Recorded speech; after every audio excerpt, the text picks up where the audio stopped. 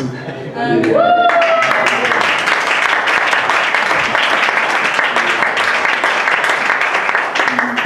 nous partager, je sais que le Seigneur lui a donné quelque chose. Écoutez, je vais vous révéler un peu quelque chose. Je l'ai appelé hier soir, je lui ai dit, je ne sais pas, prépare-toi, demain peut-être. Et il a dit, ok, je vais me préparer.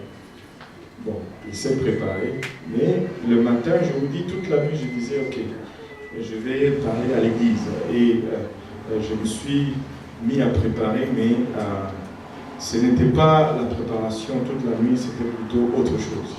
Et ce matin, j'étais en route vers l'église, j'appelle le frère Serge, je dis, le Seigneur t'a parlé, j'espère que tu es prêt pour aujourd'hui. Il me dit, pasteur, il commence à rire. Il dit, pasteur, j'ai dormi et j'ai rêvé que j'étais là pour ouvrir le service. Et puis, tu étais là assis et tu me dis, bon, prêche, vu que tu as ouvert le service, prêche quand même. Donc déjà dans le rêve, je lui disais qu'il allait prêcher, ou peu importe. Frère Serge, viens seulement et prêche.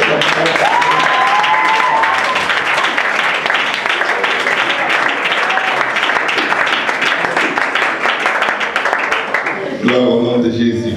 Amen. Ce que j'apprécie beaucoup dans les choses de Dieu, c'est mes incompétences.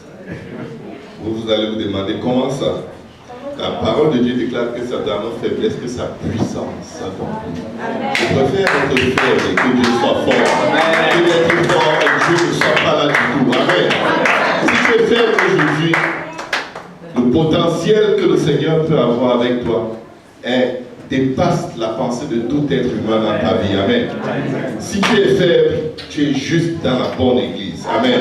Parce qu'en Dieu, tu es fort. Amen. Sa parole déclare que le faible dise, je suis fort. Que le faible dise, je suis fort. Que le faible dise, je suis fort. Que le faible dise, je suis fort. Alléluia.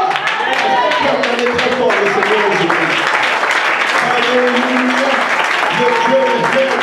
Le Dieu de la peur et de la colère, le Dieu des pauvres, le Dieu des malades, le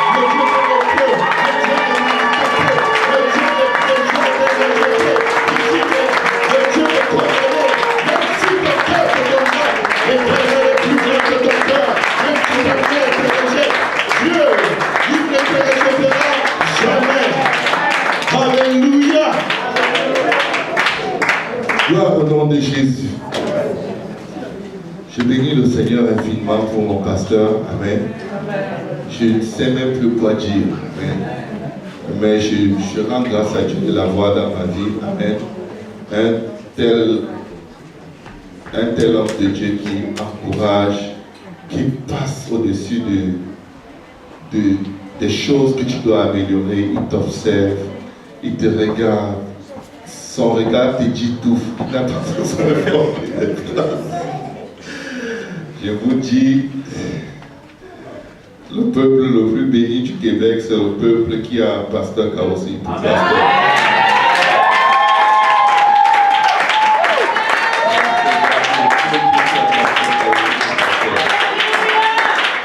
Et je suis très content d'avoir un pasteur dont le simple regard t'amène à t'examiner, pas pour culpabiliser, mais pour mieux faire. Amen. Pour être meilleur, pour croire à la parole prophétique qui sort de sa bouche quand il te parle. Amen.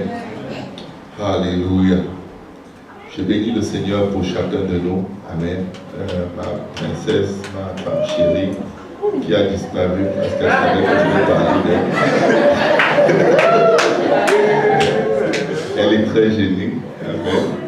Mais elle se tient toujours fortement derrière moi. Je rends grâce à Dieu qui nous a donné une sœur à Repentigny, la sœur Sarah. Amen.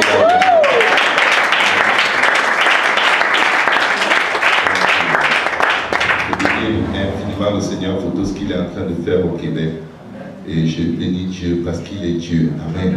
Amen. Alléluia. Dis à quelqu'un, persévère.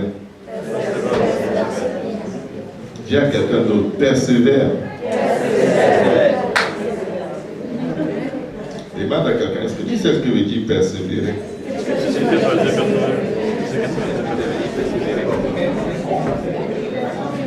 Est-ce qu'il y a quelqu'un qui persévère quand les choses vont très bien, il n'a pas besoin de faire des efforts? Tu es juste, c'est comme un cours d'eau, tu te laisses seulement aller, tu n'es pas en train de persévérer. Tu te laisses seulement conduire parce que tu es rassuré, tout va bien. Mais la persévérance commence quand les choses ne vont pas bien. Amen.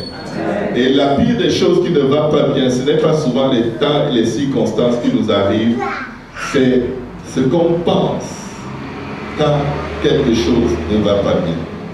C'est le renouvellement de notre pensée.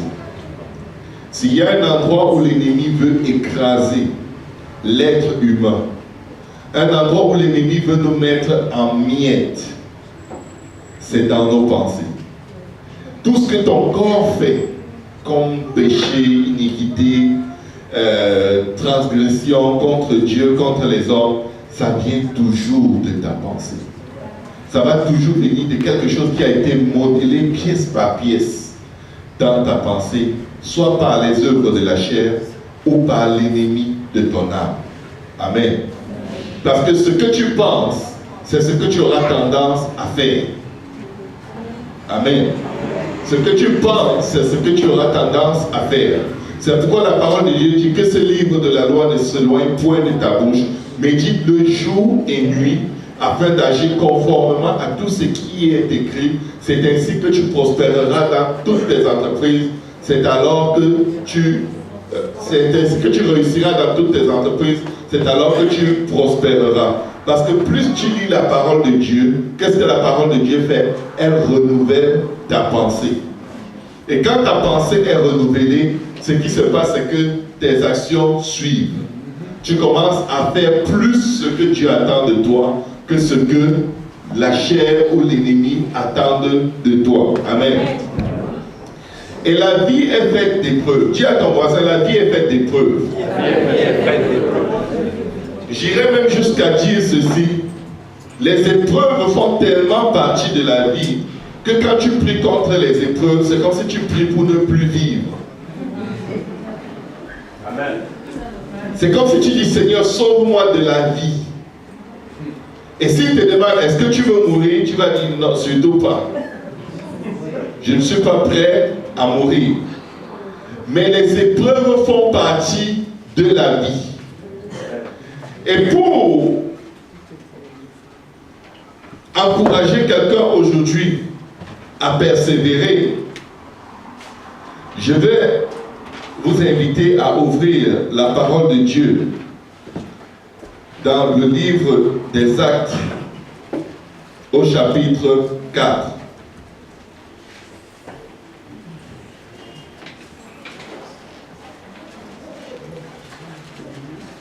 Actes au chapitre 4. Nous allons lire à partir du verset 8. Pour résumer l'histoire, Pierre et Jean allaient au temple lorsqu'ils ont rencontré un homme qui était handicapé. Et cet homme leur a demandé l'aumône et ils leur ont dit, l'or et l'argent nous n'avons pas, mais ce que nous avons nous te le donnons. Au nom de Jésus-Christ, lève-toi et marche. Amen. Alors pendant que le peuple s'étonnait de ce que cet homme qui était né handicapé marchait, Pierre a pris la parole et il parlait au peuple leur disant que c'est par Jésus-Christ que ceci est arrivé. Pierre veille à donner la gloire à celui qui a effectivement guéri cet homme. Amen. Pour éviter surtout que quelqu'un ait une très grande estime de lui. Amen. J'ai vu la sœur qui est entrée avec un fauteuil qui l'aide à marcher. Le jour où nous allons imposer les mains sur elle et Dieu va la guérir parce que c'est ce qui va arriver. Amen. Veillons à ce que le nom de Dieu et le nom de Dieu seul soient glorifiés. Amen. Veillons à ce qu'aucune connaissance ne se pose sur aucun de nous. Amen. Et je crois que c'est quelque chose que Dieu peut faire maintenant. Amen. Je crois que c'est quelque chose que Dieu peut faire aujourd'hui. Amen. Donc je vais vous prier pour guider votre foi. Amen. Parce que terme de cette prédication, quelque chose va arriver à quelqu'un dans ce sanctuaire. Au terme de la parole de Dieu aujourd'hui, même pas au terme, sa parole ne finit pas. Mais au moment où je vais terminer de prêcher et qu'on va commencer à prier, quelque chose va se passer dans la vie de quelqu'un. Amen. Donc aiguisez votre foi, amen, afin d'éviter d'être des spectateurs, mais d'être des acteurs. Amen. Parce que c'est Dieu qui vous a choisi pour un moment comme celui-ci et il a répandu son esprit sur vous en force et en puissance. Et selon qu'il est écrit, ceux qui auront cru imposeront les mains aux malades et les malades seront guéris. Est-ce qu'il y a quelqu'un qui a cru ici? Est-ce qu'il y a quelqu'un qui a cru? Il y a des enfants ici qui ont été baptisés du Saint-Esprit à l'âge de 4 ans. Je vais vous dire, c'est parce qu'ils ont cru. Et quand ils prient, Dieu les exauce. Parce qu'ils savent que c'est ce que Dieu a dit et ce n'est que ça qui peut arriver. Amen. Donc, quand Pierre, au verset 2, Actes chapitre 4, verset 1, tandis que Pierre et Jean parlaient au peuple, suivant les sacrificateurs, le commandant du temple et les Sadducéens, mécontents de ce qu'ils enseignaient le peuple et annonçaient en la personne de Jésus-Christ la résurrection des morts. Ils mirent les mains sur eux et ils les jetèrent en prison jusqu'au lendemain, car c'était déjà le soir. Mes frères, mes sœurs, persévérons. Amen. Tu vas te demander, mais Seigneur, je te sers, j'annonce ta parole, mais pourquoi est-ce qu'il m'arrive telle chose ou telle autre chose? Dis à quelqu'un, ça fait partie. Mais ça fait partie de ce qui va arriver. Pourquoi? Quand tu annonces la parole de Dieu, il y en a qui seront mécontents.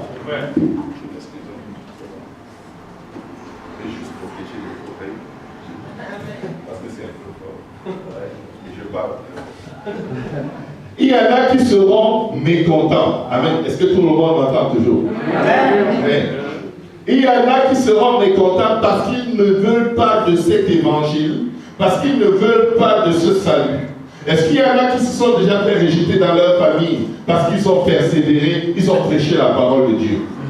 Il y en a qui se font rejeter juste parce qu'elles ont arrêté de porter des pantalons comme des hommes et elles portent des jupes. C'est déjà un scandale, tout le monde est traumatisé, la maman se roule dans la poussière, lance des imprécations, maudit. Je connais une sœur en Allemagne, sa maman a uriné et versé les urines sur elle et de la cendre parce qu'elle est venue au Seigneur. Je crois qu'il n'y a personne ici qui a déjà vécu ça. Amen. Qui va être utilisé par Dieu? Je vais vous dire une chose.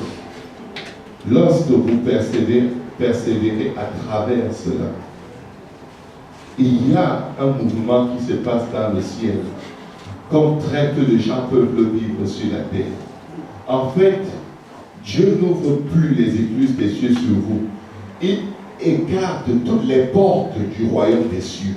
Il fait descendre les murs et le royaume des cieux tout entier descend à l'endroit où vous êtes. Quand nous allons dans la parole de Dieu, quand nous allons dans la parole de Dieu, au verset 17, au chapitre 4, mais Pierre a commencé à prêcher Jésus-Christ qui avait été rejeté et pour lequel ils sont mis en prison. Mais il dit ceci, mais afin que la chose ne se répande pas davantage parmi le peuple, défendons-leur avec menace de parler désormais à qui que ce soit de ce nom-là. Quand la persécution arrive, voici toujours la formule que l'ennemi veut utiliser. Il ne faut plus que tu parles de Jésus. Parce que quand tu parles de Jésus, quelque chose se passe qui donne du crédit au nom du Seigneur Jésus et qui discrédite l'œuvre de l'ennemi et qui délivre les âmes du fait qu'elles aient peur de l'ennemi. Amen. Amen. L'homme est manipulé et contrôlé par les forces des ténèbres à cause d'un seul esprit, l'esprit de la peur. La peur d'être rejeté, la peur de perdre des avantages naturels, la peur de perdre des avantages matériels parce que tu as confessé le nom du Seigneur Jésus. L'ennemi ne peut pas t'empêcher de confesser le nom d'Allah. L'ennemi ne va pas t'empêcher de confesser le nom de Mohamed. L'ennemi ne va pas t'empêcher de parler de Confucius, de Karl Marx. Il ne va même pas t'empêcher de parler des Illuminati. Il ne va même pas t'empêcher de parler de la franc-maçonnerie. L'ennemi aime quand tu exaltes les œuvres des ténèbres. Mais il y a un nom qui le dérange quand tu commences à prêcher. Amen. Il y a un nom qui le trouble. Parce que chaque fois que tu dis Jésus-Christ est la pierre angulaire, comme rejetait ceux qui baptisaient, chaque fois que tu prononces le nom de Jésus, il y a des genoux qui tombent.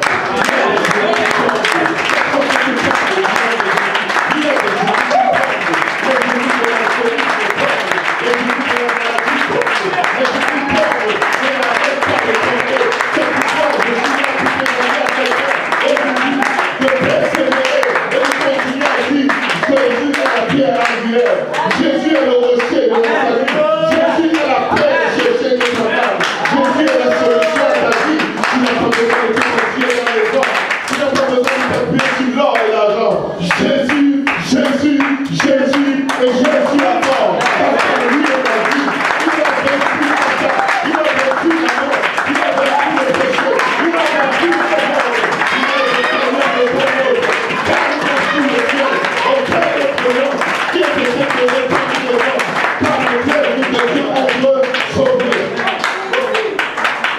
Prêche le nom de Jésus. Dis ce que Jésus a fait pour toi. Ne dis pas ce que Dieu a fait pour toi. Dis ce que Jésus a fait pour toi. Parce que son nom est au-dessus de tout nom. Dans les cieux, sur la terre et sous la terre. Quand son nom est prononcé, il y en a des genoux qui vont fléchir. Les genoux ne peuvent pas fléchir quand le nom de Jésus est prononcé. C'est pourquoi il a interdit. Verset 18. Et les ayant appelés, il leur défendit absolument de parler et d'enseigner au nom de Jésus. Parle et enseigne encore. Parle et enseigne. Formule tes phrases de sorte que dans chaque phrase, le nom de Jésus apparaît. Formule tes idées de sorte que dans chaque idée, le nom de Jésus apparaît. Sature tes paroles du nom de Jésus. Sature tes arguments du nom de Jésus. Sature tes points de vue du nom de Jésus. Parce que quand le nom de Jésus est prononcé, il y a quelque chose qui se passe. Tes yeux peuvent ne pas le voir, mais la pierre est brisée dans le cœur de quelqu'un. La parole de Dieu déclare dans Ézéchiel chapitre 36. Je retirerai de vous le cœur de pierre et je mettrai en vous le cœur de chair. Je vais te dire le nom de Jésus. C'est un marteau puissant qui vient casser toute pierre, tout rocher qui est dans le cœur endurci des hommes incrédules et qui dispose le cœur à recevoir la parole de vérité et de vie. C'est pourquoi la parole de Dieu dit, j'écrirai ma parole sur vos cœurs. Il dit, je retirerai de vous le cœur de pierre et je mettrai en vous un cœur de chair. J'écrirai ma parole sur vos cœurs et je ferai en sorte que vous gardiez mes commandements et que vous observiez mes lois. Amen. Mais je vais te promettre une chose. Si tu ne prêches pas Christ et Christ crucifié, ça ne va pas arriver dans la vie de la personne à qui tu prêches. Parce qu'on ne vient pas dans la maison d'un homme fort, le dépouiller sans l'avoir d'abord lié. Ensuite, tu peux dépouiller. Tu veux gagner une âme à Jésus? Mais parle-lui de Jésus, prononce le nom de Jésus, invoque le nom de Jésus. Dis que Jésus a effacé l'acte dont les ordonnances le condamnaient. Dis-lui que Jésus a payé le prix. Il a versé son sang à la croix. 1 Timothée 3,16 dit Grand est le mystère de la piété. Dieu a été manifesté dans la chair. Et son nom c'est Jésus. Jésus c'est Dieu manifesté dans la chair pour nous racheter, pour nous libérer, pour nous délivrer. Il a libéré les captifs. Je ne sais pas quel est ton cas aujourd'hui. Je ne sais pas quelle est ta situation. Je ne sais pas quel est ton problème. Mais si c'est la drogue, Jésus peut te délivrer de la drogue. Si c'est l'alcool, Jésus peut te délivrer de l'alcool. Si c'est la pornographie, Jésus peut te délivrer de la pornographie. Si c'est la sorcellerie qui te menace, Jésus peut te menacer de la sorcellerie. C'est pourquoi, quel que soit le cas qui nous est apporté, pour qu'on prie, pour qu'on intercède, pour qu'on opère une prière de délivrance, nous invoquons le nom de Jésus. Nous invoquons le nom de Jésus. Nous prononçons le nom de Jésus. Nous prononçons l'œuvre de la croix au nom de Jésus. Nous invoquons le sang par lequel nous sommes libérés. Au nom de Jésus. Au nom de Jésus. Au nom de Jésus. Est-ce que quelqu'un peut prononcer 7 fois le nom de Jésus?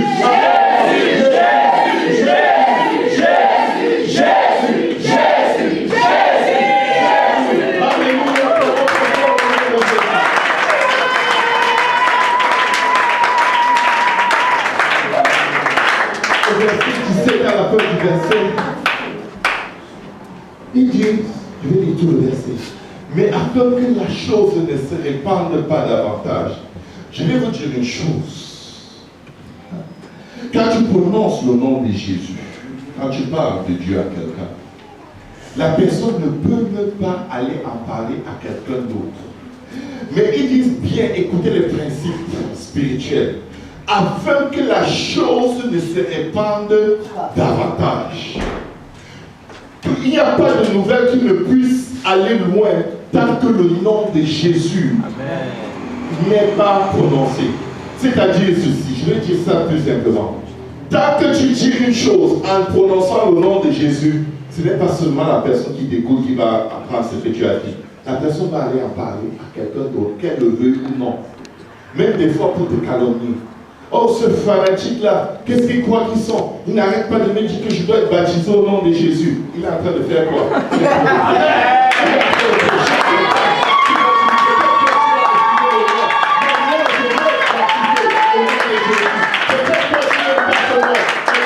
Peut-être qu'il a raison. Peut-être tu le calomnies, tu n'es pas d'accord avec lui. Mais je sens que moi j'aimerais aller me faire baptiser au nom de Jésus. Est-ce que vous n'avez jamais vu quelqu'un à qui vous prêchez l'évangile, la personne rejette l'évangile et envoie les gens à l'église? La personne ne veut rien savoir. Mais je vous dis, cette personne a gagné au moins 5 personnes.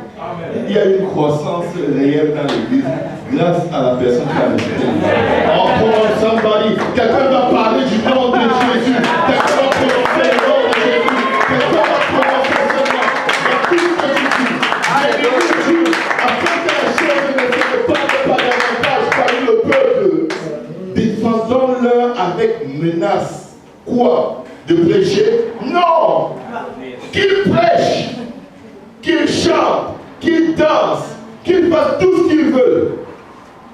Mais qu'il laisse ce nom-là. Parce que ce nom sait propager les nouvelles. Ce nom sait propager la réalité du potentiel qu'il y a quand on se confie à l'Éternel des armées. Parce que c'est lui qui a fait les cieux et la terre.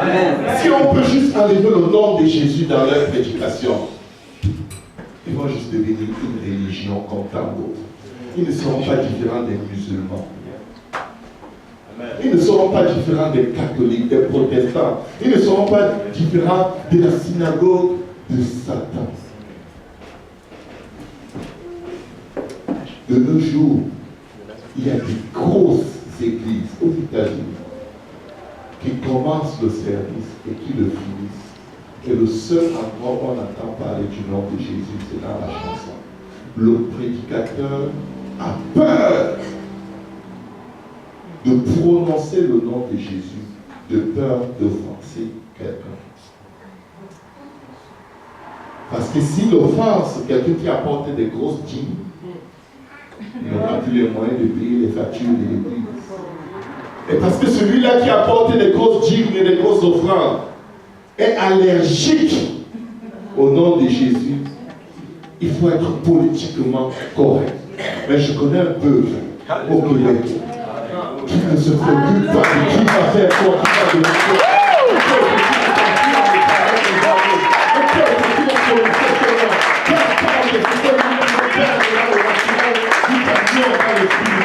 Nous prenons possession du pays. Même si nous n'avons pas de baptême, nous prêcherons dans les rues. Même si nous n'avons pas de dîmes et des offrandes, nous prêcherons dans les rues. Nous prêcherons partout. Nous ne préfoulerons pas ce que le Seigneur nous dit.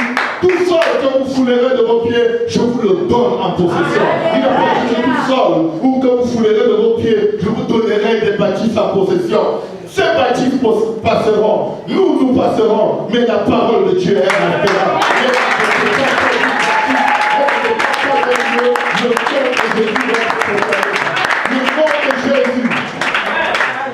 Et les ayant appelés, il leur défendit absolument de parler et d'enseigner. Non pas seulement de parler et d'enseigner, mais il y a un nom qui dérange.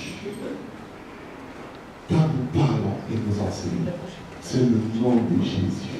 Parce que chaque fois que tu enseignes et que tu dis, tu sais, tu peux vivre dans la sainteté. Jésus t'a guidé à vivre dans la sainteté. Jésus va renouveler tes pensées. Jésus va t'apprendre un nouveau code vestimentaire. Ça ne va pas t'offenser parce que le Seigneur Jésus va te donner la paix. Tu vas être joyeux. Ça ne va pas être la religion. Tu vas le faire par amour pour le Seigneur Jésus. Amen.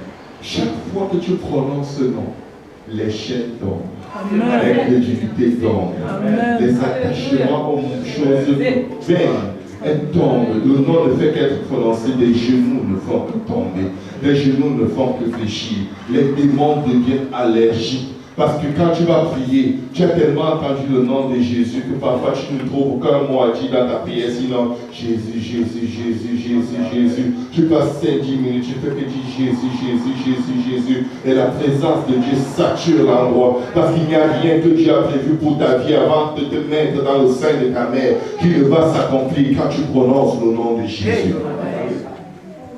Ils ne veulent pas qu'il prêche. Ils ne veulent pas qu'il parle. Ils ne veulent pas qu'ils enseignent au nom de Jésus. Mais voici les apostoliques. Voici J-Péniel, des jeunes en action. Jugez s'il est juste devant Dieu de vous obéir plutôt que d'obéir à Dieu. Car nous ne pouvons ne pas parler de ce que nous avons vu. Est-ce qu'il y a quelqu'un qui a déjà vu quelqu'un être délivré du péché dans sa vie ici? Dis de ce que nous avons entendu. As-tu déjà entendu le témoignage des grandes choses que tu as opérées dans la vie de certains d'entre vous? Ce que tu as entendu, va et raconte-le. Ce que tu as vu, va et raconte-le. Mais raconte-le au nom de Jésus. Dis-le encore au nom de Jésus. Répète-le encore au nom de Jésus. Même si tu n'as que 5 secondes pour raconter ton témoignage à quelqu'un, n'oublie pas de mentionner le nom de Jésus. Je vais vous dire une chose, mes frères et mes sœurs. Je suis dans la foi aujourd'hui parce qu'une dame que j'ai rencontrée dans la rue alors que j'étais au secondaire, elle passait dans la rue. Elle était habillée tout en blanc avec un foulard blanc. Je crois qu'elle était dans une des églises dans le blanc.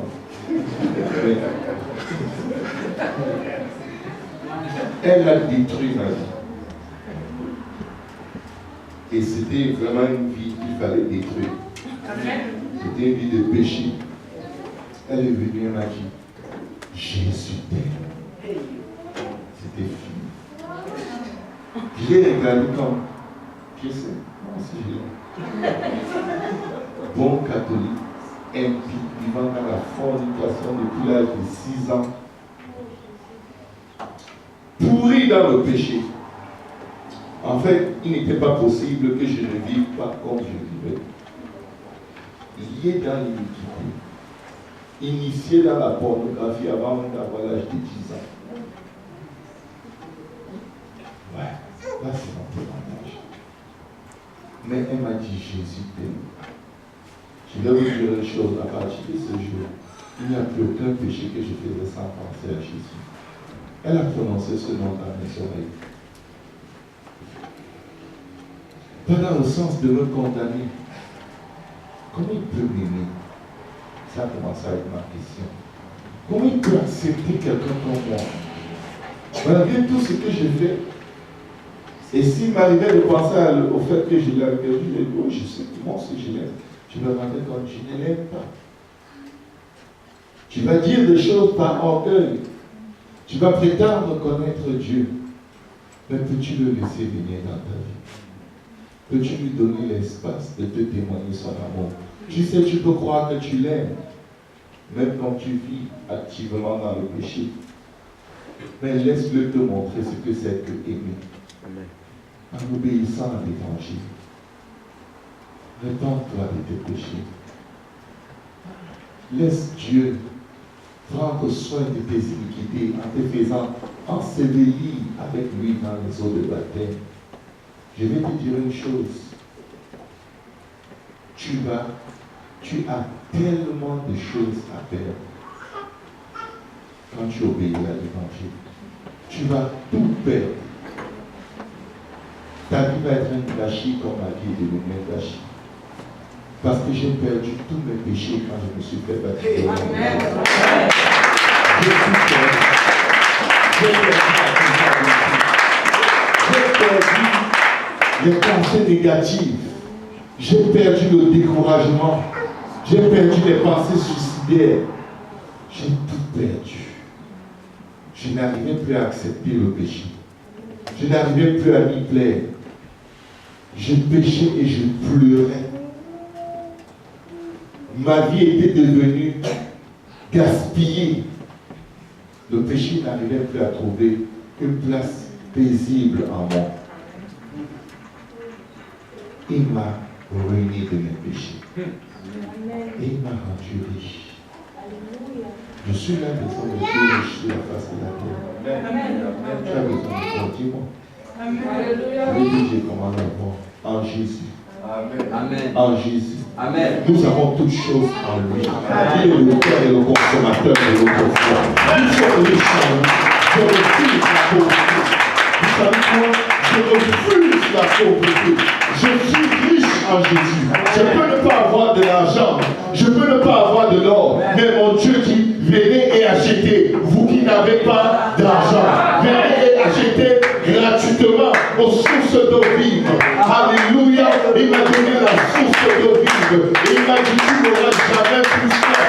Si tu as pas le soif de la justice de Dieu, si tu es fatigué de la religion, si tu es fatigué de tes propres efforts, si tu es fatigué de compter sur toi-même, si tu es fatigué de compter sur tes nouvelles résolutions après nouvelles résolutions, viens à Jésus. Et je vais te dire une chose encore. Épargne-toi d'essayer la religion. Épargne-toi d'essayer de compter sur tes propres forces. Épargne-toi de perdre ton temps et de t'enfoncer plus en plus dans le péché, dans l'iniquité, dans les troubles, dans la drogue et dans l'alcool. Et cours à Jésus. Dis, c'est toi qui m'as créé. Je ne me suis pas créé moi-même. Tu es l'auteur et le consommateur de ma foi. Aie pitié de mon incrédulité. Je crois en toi. Je crois qu'il y a un Dieu. Y a-t-il quelqu'un là-haut? Et tu me voici, mon enfant. Reçois seulement ma parole et tu auras la vie. Je vais te changer. Je vais te transformer. Je vais changer tes pensées. Je vais renouveler tes forces. Peut-être tu crois que tu ne peux jamais dormir tant que tu n'as pas fumé une cigarette. Je vais te dire une chose. Tu ne fumeras plus jamais. Mais tu ne sentiras pas que la cigarette te manque. Mais tu as des questions chaque jour où tu as fumé, tu t'en souviendras. Et toujours vous souviendrez de votre conduite ancienne et vous en rougirez parce que vous en aurez honte. Parfois tu te demandes, mais qu'est-ce qui m'arrivait pour que je fasse de telles choses? À quoi est-ce que je pensais quand je faisais ce genre de péché? J'étais vraiment fou. Mais ton Dieu, il a vu ton cœur. Il a vu ta faim et ta soif. Et il est venu vous rencontrer. Amen. Amen. Parfois tu te dis, je suis fatigué. Ésaïe 40, verset 28 à 32. Tu dis, je suis fatigué d'essayer. Ésaïe 40, verset 28 à 32. Il n'est jamais prévu que tu comptes sur toi-même. Dans cette invitation que le Seigneur te demande, dans laquelle il t'invite, il dit, ne le sais-tu pas, ne l'as-tu pas appris, c'est le Dieu d'éternité, l'Éternel qui a créé les extrémités de la guerre. Il ne se fatigue point, il ne se lasse point, on ne peut sonder son intelligence. Tu es fatigué de toi-même, mais ton Dieu ne se fatigue au point d'essayer de te relever, d'essayer de te donner une chance d'être sauvé. Tu es fatigué de la religion, tu es fatigué de tes efforts qui ne mènent à rien. Ton Dieu ne sera jamais fatigué. Ton Dieu ne va jamais se lasser d'essayer de te sauver, d'essayer de t'amener à l'endroit où tu vas obéir à l'évangile et ton nom va être écrit dans le livre de vie. Le prochain verset donne de la force.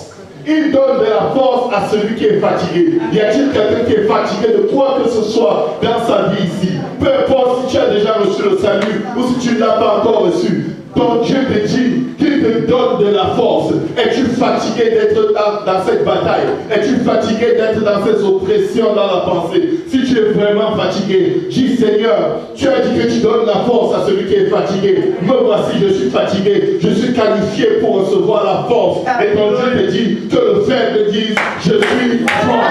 Et alors tu dis, je suis fort au nom de Jésus. Je suis fort au nom de Jésus. Tiens la victoire au nom de Jésus. Dieu, pendant que tu appelles à l'existence des choses qui ne sont pas, il les répand sur toi, il répand pas sa grâce, sa force sur toi, et tu deviens fort au lieu d'être faible. Il augmente la vigueur de celui qui tombe en défaillance. Écoute mon frère, ma soeur, tu peux avoir des bras et des jambes languissantes, mais quand tu dis au Seigneur, me voici Seigneur, je suis en train de tomber en défaillance, j'arrive pas à te suivre, j'arrive pas à m'accrocher à toi, il dit, j'augmente ta vigueur, j'augmente ta vigueur. Et au lieu de dire, Seigneur, je suis faible, je suis ceci, je suis cela, tu dis, Seigneur, je reçois ta vigueur, je reçois, Seigneur, la force, je reçois la source d'eau vive. Il dit ceci, les adolescents se fatiguent et se lassent, et les jeunes hommes chancellent. Pourquoi est-ce qu'il les prend comme exemple?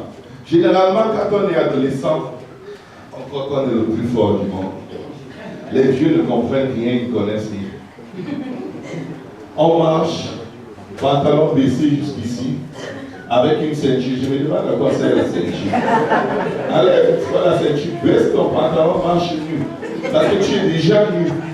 Le pantalon est là, avec une grosse ceinture dessus.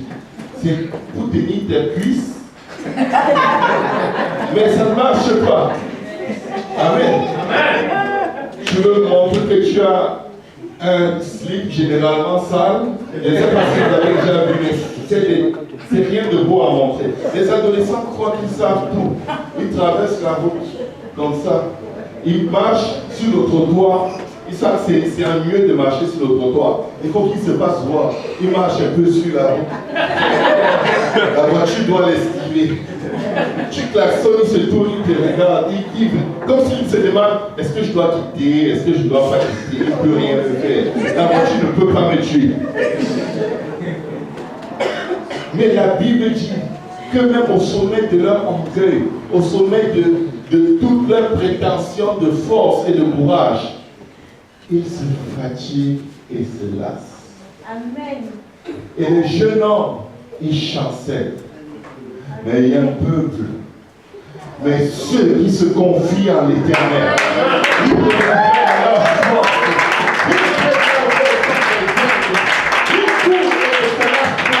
Ils marchent et se fatiguent. Pourquoi? C'est l'Éternel qui leur renouvelle leur force. C'est l'Éternel qui les fait décoller. Il ne te fait pas décoller pour être à 2 mètres au-dessus de tes tables, de tes circonstances, mais il te fait voler au-dessus de la tempête, plus haut que l'aigle. Vous savez, peu importe les tempêtes qui arrivent, les oiseaux fuient. Mais il y a un oiseau qui ne fuit pas la tempête. Il y a un oiseau qui va contre la tempête et qui veille à être au-dessus de la tempête. Si tu te confies à l'Éternel, l'Éternel reculera tes forces et te fait marcher sur les yeux élevés. Il va te faire sa gloire passer les coups. Peu importe les rochers, peu importe la hauteur de tes montagnes, il te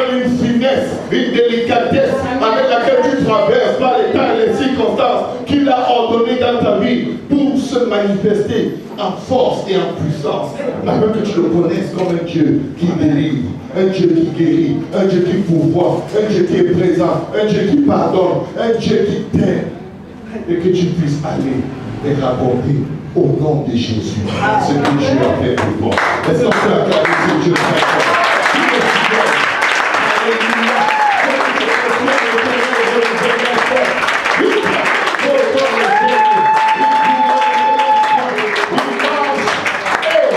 Ne te fatigue point. Es-tu fatigué et chargé?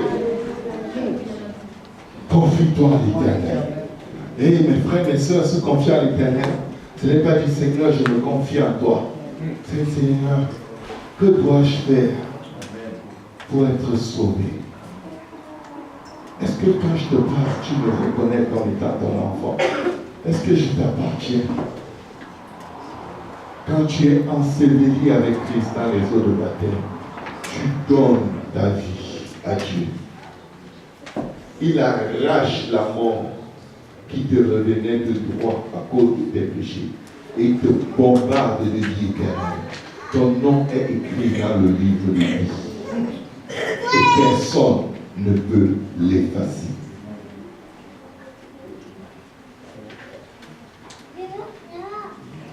Y a-t-il quelqu'un qui veut que Dieu le prenne par la main? Y a-t-il quelqu'un qui désire être dans sa présence tous les jours de sa vie? Y a-t-il quelqu'un qui est venu à lui et qui dit, Seigneur, je commençais à me fatiguer, mais tu sais quoi? Je préfère tomber à nouveau à tes pieds. Peuple de Dieu, les membres dans la présence du Seigneur. Prêche le nom de Jésus. Prie le nom de Jésus. Parle le nom de Jésus. Invoque le nom de Jésus.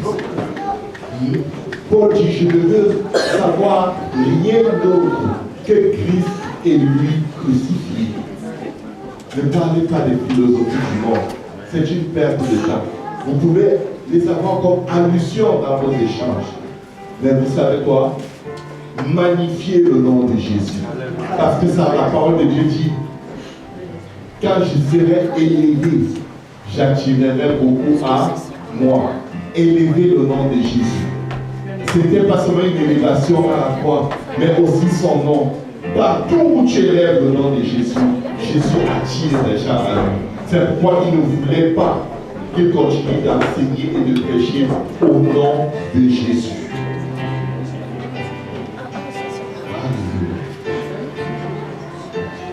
Si tu n'as pas encore obéi à l'évangile, ne rate pas l'opportunité. Il n'y a que Dieu qui peut te changer. Il n'y a que Dieu qui peut te délivrer. Il n'y a que Dieu qui peut te transformer. Et il vient avec toi, avec un élan d'amour, plus grave que l'amour, la passion folle qu'il y avait entre Roméo et Juliette. Il ne vient pas te frapper la loi sur la tête. Il vient te frapper la grâce à la porte du cœur. Vas-tu ouvrir ton cœur aujourd'hui? Vas-tu lui donner une opportunité de faire quelque chose en toi? Élevons nos voix devant le Seigneur.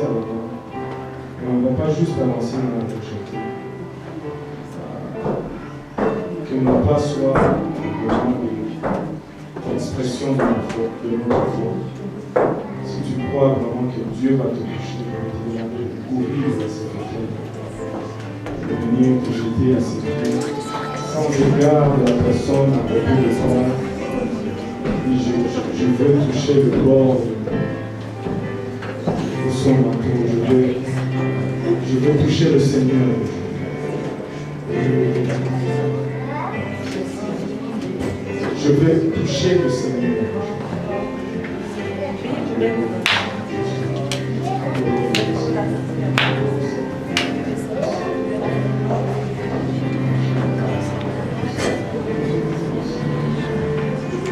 Quelqu'un a un rendez-vous avec le Seigneur.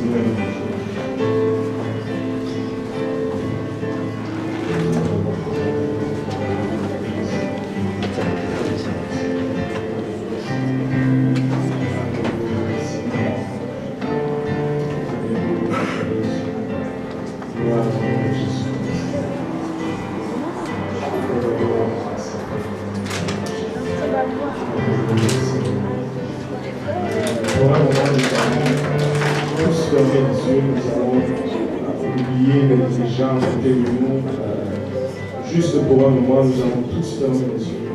Oublions la personne à gauche, à droite. Et pour un moment, ouvrons le cœur au Seigneur Jésus-Christ. Et nous allons lui parler pour un moment. Juste pour un moment. Alléluia. Père Céleste, nous te rendons grâce éternelle pour ton amour. L'amour que tu as exprimé pour nous à l'heure Seigneur. En plusieurs instances, nous t'avons ignoré, nous t'avons rejeté, nous avons été distraits. Quand nous avons fait des choses horribles, des choses qui paraissent à Bachata, très graves, Père, nous venons humblement devant ton trône, demander pardon. Passons maintenant et pardonne-moi, Seigneur Jésus-Christ. Rencontre-moi, Seigneur, au lieu de mes faiblesses. Relève-moi d'où je suis tombé, Seigneur Jésus-Christ. Étends ta main, Papa, et la bachate. Nous avons péché contre toi. J'ai péché contre toi, Seigneur. Et contre toi seul, j'ai péché. De sorte que tu es toujours juste dans tes sentences, Seigneur Jésus-Christ. Mais si tu trouves grâce, Seigneur Jésus-Christ, Papa, et la bachate, tourne ton visage vers nous maintenant, nous te prions. Alléluia.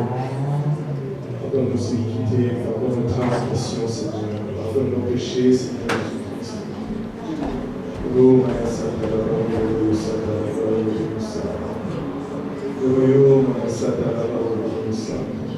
Pardonne-nous aujourd'hui, Seigneur, nous te prions. Dans le nom de Jésus. Dans le nom de Jésus. Alléluia. Alléluia. Déverse ton cœur, Seigneur. Juste par lui, du fond de ton cœur. Alléluia. Ouvre ton cœur à Dieu. Ouvre ton cœur à ton Dieu. Alléluia. Lui qui t'a créé. Alléluia. Il est fidèle et juste pour te pardonner. Alléluia. Lui qui t'a aimé, il est fidèle et juste pour te pardonner. Il veut te reprendre encore dans ses bras. Il veut te serrer encore auprès de ses cordes. Tu es peut-être là pour la première fois et tu dis, mais comment est-ce qu'ils savent? Parce que Dieu te connaît. Il savait exactement aujourd'hui que tu étais là. Et il veut te rencontrer là où tu es. Parce qu'il t'aime de l'amour inconditionnel.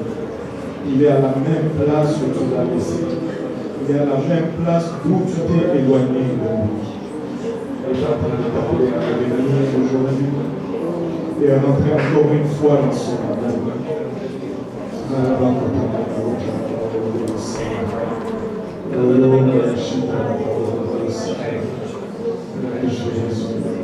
Jésus, il ne se lasse pas de parler. Il ne se fatigue au point de parler parce qu'il t'aime. Alléluia, Jésus, alléluia, Seigneur. Comment la chata la parole de